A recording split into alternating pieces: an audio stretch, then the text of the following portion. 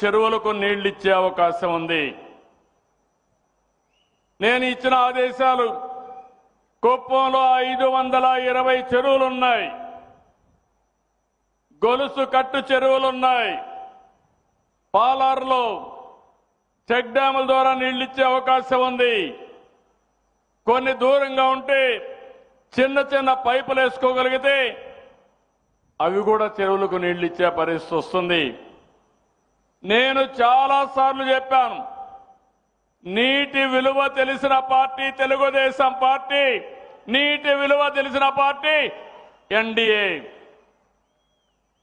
నీటి విలువ, రైతుల సమస్యలు తెలియని పార్టీలు మిగిలిన పార్టీలు అని చెప్పి కూడా నేను మీకు తెలియజేస్తున్నా. అందుకనే ఈరోజు ఈ ప్రాజెక్టును ప్రారంభించినప్పుడు ఇంత మునుపు వీడియో చూశారు. అసెంబ్లీ అంటే హేళన, తిట్లు, నవ్వులాట్లు ఇలాంటికే పరిమితం చేశారు. ఈరోజు మనందరి ఆలోచన ఒకటే, చిత్తశుద్ధి ఉంటే ఏదైనా సాధ్యం. నీళ్ళు అనేది జీవితం. ఒక్కసారి నీళ్లు వస్తే అక్కడ పరిస్థితులన్నీ మారిపోతాయి.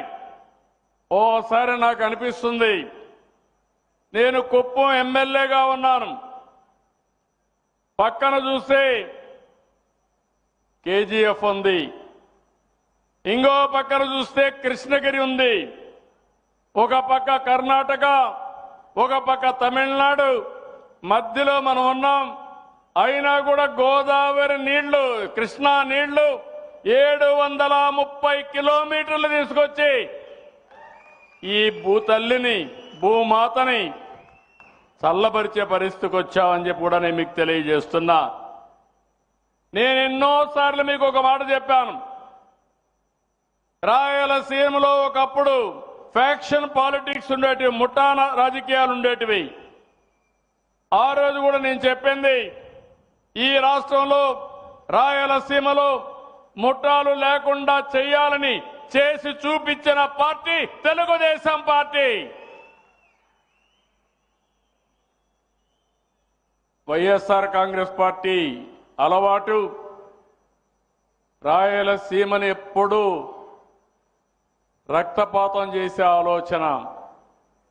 మనం రాయలసీమని నీళ్లు తీసుకొచ్చి ఒక రతనాల సీమగా చేసే ఆలోచనతో మనం ముందుకు పోతున్నాం. ఈ ప్రాజెక్టు గురించి బ్రాడ్గా మీకు అందరికీ కూడా ఒక ఆలోచన ఉండాలి.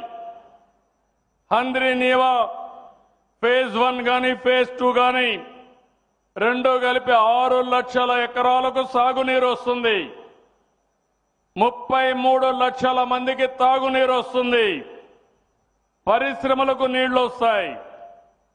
ఈరోజు ఫేజ్ 1 కింద 2 లక్షల ఎకరాలకు, ఫేజ్ 2 కింద 4 లక్షల ఎకరాలకు నీరు అందుతుంది.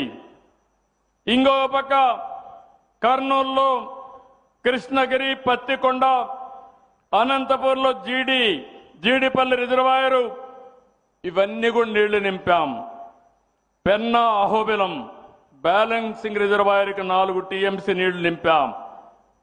సత్యసాయి జిల్లాలో మారాల, గొల్లపల్లి, చెర్లోపల్లి, అన్నమయ్య జిల్లాలో శ్రీనివాసపురం, అడవిపల్లి రిజర్వాయర్లు తొందరలోనే రాబోయే సంవత్సరం నీళ్లు ఇస్తాం. నేను ఒకటే ఆలోచిస్తున్నా, ఈరోజు కుప్పానికి నీళ్లు వచ్చాయి, సరిగ్గా రాబోయే సంవత్సరం హంద్రీ నీవా ద్వారా చిత్తూరు కూడా నీళ్లు ఇచ్చే బాధ్యత ఈ ప్రభుత్వం తీసుకుంటుంది. ఇప్పటి నుంచే దానికి కార్యాచరణ ప్రణాళిక తయారు చేశాం. మన ప్రయత్నం ఒకటి, హంద్రీ నీవా ద్వారా 40 టీఎంసీ నీళ్లు, దీన్ని ఇంకా పెంచగలిగితే, నదుల అనుసంధానం జరిగితే, ఈరోజు మీకు ఒక విషయం గుర్తుపెట్టుకోవాల్సిన అవసరం ఉంది. ఈ సంవత్సరం పై రాష్ట్రాల్లో